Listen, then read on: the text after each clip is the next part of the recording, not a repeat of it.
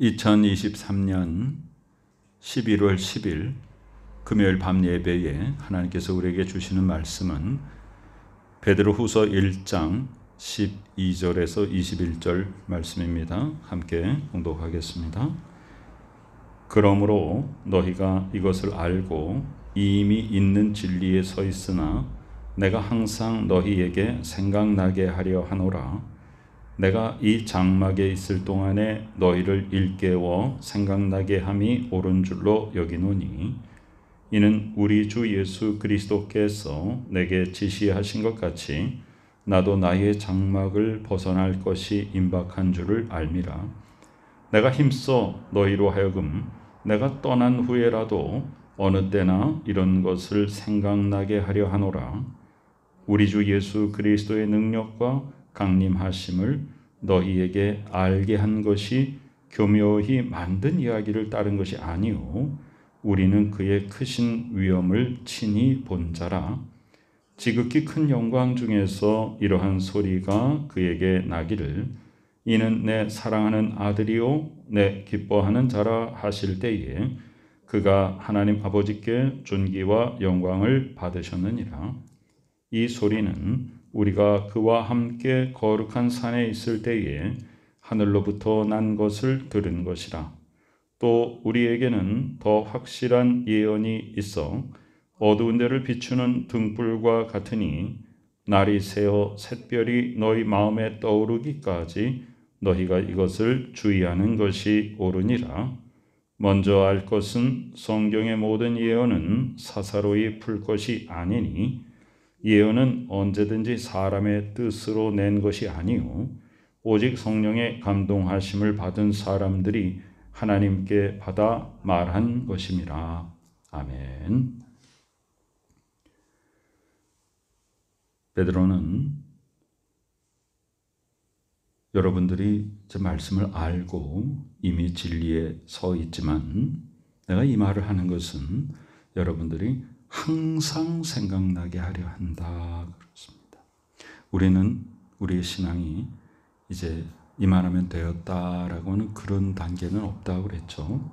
우리는 항상 표대를 향하여 전진하는 과정 속에 있는 것입니다. 내가 진리를 다 안다. 그렇지 않습니다. 진리를 알아가는 과정 속에 있는 것입니다. 진리에 든든히 서 있다. 이제 됐다가 아니라 넘어질까 항상 조심하면서 경계하고 근신하면서 우리의 믿음의 행보를 계속 전진해야 합니다. 13절에 보면 내가 이 장막에 있을 동안에 그것은 내가 육체를 입고 이 땅에서 살고 있는 동안에 여러분들을 일깨워서 생각나게 하는 것이 옳은 것으로 나는 생각해서 이 얘기를 하는 것이다. 이는 우리 주 예수 그리스도께서 내게 지시하신 것 같이 나도 나의 장막을 벗어난 것이 임박한 줄을 알미라. 베드로가 예수님께 물어봤죠. 요한을 향하여서 저 사람은 어떻게 되겠습니까? 그랬더니 저 사람이 어떻게 되든지 너는 나를 따르라 이렇게 말씀하시고요. 예수께서 베드로에게 사명을 주실 때에 내가 어떠한 모습으로 죽음을 맞이할 것인가 그런 말씀을 하셨잖아요. 베드로가 이제 순교를 앞두고 있는 것이에요. 그러니까 여기에 보면 나도 나의 장막을 벗어날 것이 임박한 줄을 알미라 그랬어요. 그러니 지금 이 베드로후서 1장의 후반부를 우리가 읽으면은 지금 우리 베드로후서는 어떤 글입니까? 베드로의 유언입니다. 유언. 내가 이 세상에서의 내 육신의 장막을 벗을 날이 곧 임박했다는 것을 내가 지금 알고 이 말을 하는 것이다. 그래서 믿음의 형제들이 지금 이미 말씀의 진리를 알고 그 진리 가운데 서 있는 것을 내가 인정하지만 그러나 내가 떠난 후에라도 여러분들이 더욱더 바른 진리 가운데 더 든든히 서며 더욱더 믿음이 성장하기를 원합니다라고 하는 뜻을 밝히고 있습니다. 15절에 보니까 내가 힘써 너희로 하여금 내가 떠난 후에라도 어느 때나 이런 것을 생각나게 하려 하노라. 이 귀한 편지가 신약 성서가 되어서 우리가 지금 이 성경을 보면서 하나님께서 우리에게 말씀하시는 바를 듣는 것입니다. 하나님께서 말씀하시는 바가 뭐예요? 이제 우리가 이제 이만하면 되었다가 아니에요. 나 진리에 완전히 서 있으니까 이제 더 이상 나갈 필요가 없다가 아니라 선줄로 생각하는 자는 넘어질까 염려하라. 항상 우리는 근신하고 경계하며 우리의 믿음이 흔들리지 않도록 해야 됩니다. 독수리처럼 날개짓을 하면서 항상 신앙의 진보를 계속해야 합니다. 16절에 우리 주 예수 그리스도의 능력과 강림하심을 너에게 알게 한 것이 교묘히 만든 이야기를 따른 것이 아니오. 그냥 무슨 전설도 아니고 지어낸 말도 아니다. 우리는 그의 크신 위엄을 친히 본 자라 그랬어요. 이 우리는 12제자 중에서 또 3대 제자가 있죠. 베드로와 야고보와 요한이. 그래서 예수님이 이 베드로와 야고보와 요한만 데리고 산에 올라가셨어요. 거기를 우리는 그 사건으로 인해서 이제 그 다음부터 변화산이다 이렇게 이제 부르게 되었죠. 마태복음 17장에 보면은 예수님이 세 제자를 데리고 따로 높은 산에 올라갔는데 그들 앞에서 변형이 되셨습니다. 그래서 그 얼굴이 해같이 빛나고 옷이 빛과 같이 빛이 비치는 것과 같이 휘어졌는데 보니까 그때에 예수님 혼자 계신 것이 아니라 모세와 엘리야가 함께 계시더라. 모세는 무엇의 상징이에요? 바로 율법의 상징이죠. 엘리야는 무엇의 상징이에요? 예언자의 상징이죠. 그래서 구약은 바로 율법과 예언, 그러면 구약 성경을 말하는 것이죠. 그러니까 모세와 엘리야가 예수님과 함께 있다는 것은 구약 성경은 바로 예수님을 향한 책이다. 그래서 예수께서 영광을 베드로에게 이제 보여주셨죠. 베드로가 뭐라 그래요? 여기가 좋습니다. 여기 초막셋을 짓고 각각 우리 예수님과 또 모세와 엘리야가 여기 한 분씩 머무르면서 사는 것이 좋겠습니다. 이렇게 말씀을 드리죠. 이 베드로는 그 당시에 그 상황이 너무나도 좋았던 것입니다. 그런데 정신을 차려보니까 하나도 안 보여요. 모세도 안 보이고 엘리야도 안 보이고 오직 예수님만 보이더라 그랬습니다. 자, 그 얘기를 여기서 하고 있습니다. 오늘 본문의 17절에 지극히 큰 영광 중에서 이러한 소리가, 하늘에서 어떤 소리가 났냐면 이는 내 사랑하는 아들이요 내 기뻐하는 자라 하실 때에 그가 하나님 아버지께 존귀와 영광을 받으셨다. 이 소리는 우리가, 나와 야고보와 요한이 그와 함께 예수님과 함께 거룩한 산에 있을 때에 하늘로부터 난 것을 들은 것이라. 그러니까 확실하다. 이것은 만들어낸 얘기가 아니다. 예수님의 능력, 예수님이 하나님의 아들이신 것, 하나님 앞에 영광을 받은 것, 이거는 내가 확실히 본 바다. 나만 본 것이 아니라 우리의 동료 야고보와 요한도 우리 셋이 같이 보았다. 그래서 이것은 확실한 것이다 라고 하는 것을 지금 이 베드로후서를 읽는 성도들에게 선포하는 것입니다. 그러면 이 성도들이 이 편지를 받고 어떤 믿음을 가지게 돼요? 내가 믿고는 있었는데 내 눈으로 직접 보지 못했기 때문에 때로는 회방하는 세력들이, 이제 이 이후에 베드로서 2장에 보면 거짓 선지자들과 거짓 선생들에 대한 얘기가 나오는데, 이런 미혹해하는 자들이 다가와서 얘기를 하게 되면 사람이 자꾸만 그런 부정적인 것에 귀가 솔깃해지거든요.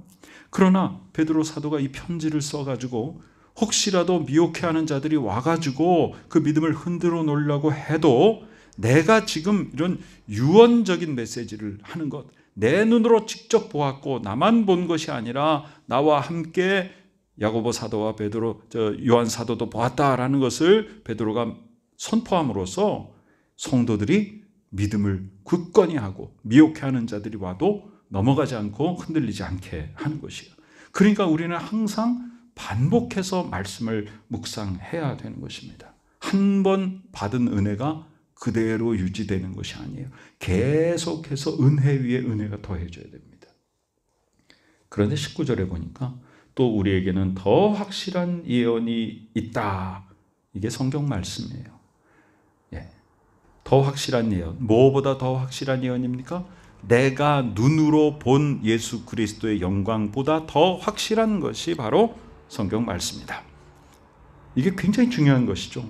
우리의 말씀의 기초가 성경입니다. 그러니까 성경 말씀을 묵상하고 그 뜻을 깨닫고 하나님께서 주시는 그 은혜를 그 안에서 발견하고 그 말씀대로 행하고 하나님 앞에 나의 삶을 올려드리는 이런 믿음의 가장 기초적인 부분이 없고, 만약에 어떤 환상을 보고 그저 초자연적인 것들, 그런 현상들을 따라다니고 막 그렇게 하면요, 우리 뿌리가 없는 잘못된 신앙에 빠지기가 쉽습니다. 그건 아주 맹목적이고 광신적이고 미신적인 그런 신앙에 빠질 위험이 있는 것입니다. 그러니까 우리는 내가 어떤 환상을 보았다 보다 더 중요한 게 뭐예요? 하나님의 말씀을 읽고 묵상하고 깨닫고 그 뜻대로 행하는 것입니다. 그것이 더 확실한 예언이에요. 내가 본 그 놀라운 변화의 장면보다 더 확실한 예언은 하나님의 기록된 성경 말씀이다. 그것은 어두운 데를 비추는 등불과 같다. 그런데요, 날이 새어 샛별이 너희 마음에 떠오르기까지, 이것은 성령께서 우리의 마음에 빛을 주셔서 이 성경을 깨닫게 하시는 것입니다. 너희가 이것을 주의하는 것이 옳으니라. 성경 말씀을 함부로 해석하려고 하지 말아라. 자, 많은 사람들이 성경 말씀을 지식적으로 그것을 해석하려고 하죠. 그 안에 있는 영적인 메시지를 깨달으려면 어떻게 해야 돼요? 우리는 기도하고 주여 성령의 은혜와 능력으로서 이 말씀을 깨닫게 하여 주옵소서 하고, 하나님이 주시는, 나에게 주시는 영적인 메시지를 성경 말씀 속에서 우리가 발견해야 됩니다. 하나님이 주시는 음성을 들어야 됩니다. 그런데 그냥 글자를 보고 그냥 지식적으로 이것을 해석해 가지고 내 나름대로 이것을 이해하고 해석하고 그것을 또 남에게 그렇게 전하고, 그거 굉장히 위험한 것이다. 주의하라. 그러면서 20절에 분명히 베드로 사도가 말하죠. 우리가 먼저 알아야 될 것이 있는데, 성경의 모든 예언은 사사로이 사람들이 마음대로 자기 생각대로 해석할 것이 아니다. 사사로이 풀 것이 아니다. 예언은 언제든지 사람의 뜻으로 낸 것이 아니라 오직 성령의 감동하심을 받은 사람들이 하나님께 받아 말하는 것임이라 그랬어요. 그러니까 성경은 누가 기록한 거예요? 하나님의 감동을 받아서 하나님의 영이 충만한 사람들이 하나님의 뜻을 따라 기록한 것이니, 그것을 읽는 우리도 사사로이 나의 뜻대로 이것을 성경을 풀어갈 것이 아니라 성령의 능력을 구하며 오 성령이여 나에게 이 성경을 깨닫게 하여 주옵소서, 나에게 주시는 말씀이 무엇인지 우리에게 알게 하여 주옵소서, 이렇게 성경을 바라보라는 것입니다. 함부로 성경을 보는 것은 위험한 것이다. 주의하라 그랬습니다. 하나님의 은혜가 우리 가운데 충만하시기를 간절히 축원합니다. 우리가 하나님의 말씀을 안다, 이미 있는 진리 가운데 서 있다 할지라도 우리는 그것이 나를 안심시키고 이제 되었다가 아니라 선줄로 생각하는 자는 넘어질까 염려하며 항상 우리의 삶을 경계하고 근신하며 하나님 아버지의 뜻을 언제나 묵상하고 깨닫고, 우리가 한 번 깨달은 성경 말씀이 나에게 늘 그렇게 다가옵니까? 그렇지 않습니다. 성경 말씀은 살아있고 생명력이 있기 때문에 그 말씀을 묵상할 때마다 살아 움직이면서 나에게 더 깊은 뜻을 주시고 나를 더 새롭게 더 귀한 은혜로 인도해 주지 않습니까? 바로 하나님의 말씀은 성령께 의지하여서 성령이 우리에게 주시는 영적인 지혜를 통해서 하나님이 나에게 주시는 말씀으로 받는 것입니다. 하나님의 은혜가 우리 가운데 넘쳐나서 우리가 눈으로 보는 어떤 환상이나 초자연적인 현상이나 이런 것보다 더 중요한 것이 뭐냐면 하나님의 말씀이요, 하나님의 말씀이 없는 믿음이라는 것은 상당히 위험한 것이니 너희가 이것을 주의하라고 베드로 사도도 경고하고 있는 것입니다. 그러므로 결론은 무엇이냐? 우리 신앙의 가장 기초적인 가장 중요한 요소가 뭐냐? 바로 기록된 하나님의 성경 말씀인 것입니다. 말씀 깨닫고 그대로 행하여서 말씀 가운데 든든히 바로 서서 그 믿음 위에 하나님이 우리에게 더 큰 은혜를 부어주셔서 하나님이 기뻐하시는 복된 삶의 열매로서 많은 사람들에게 또 귀한 것을 나누며 하나님을 더욱더 경배하고 높여드리는 복된 주의 자녀의 삶을 사는 우리 모두가 되시기를 간절히 축원합니다. 아멘. 하나님의 귀한 은혜 감사드립니다. 우리의 믿음의 기초가 하나님의 말씀인 것을 잠시도 잊지 않게 하여 주셨고 항상 하나님의 말씀을 읽고 듣고 깨닫고 아버지 하나님이여 성령께서 우리에게 주시는 지혜를 따라서 하나님이여 나에게 주시는 음성을 듣고 그 뜻대로 순종하여 행하여서 그 열매로서 하나님께 올려드리는 복된 저희들 되게 부족함이 없도록 은혜와 은총을 베풀어 주시옵소서. 지금은 우리 구주 예수 그리스도 귀하신 은혜와 하나님 아버지 크신 사랑하심과 성령님의 놀라운 역사하심이 이 시간에 오직 말씀으로 하나님의 뜻을 깨닫고 그 뜻대로 순종하여서 하나님께 더욱더 가까이 나아가는 복된 하나님의 자녀 믿음의 식구들의 머리 위에 지금부터 영원까지 함께 계시옵기를 간절히 축원하옵나이다. 아멘.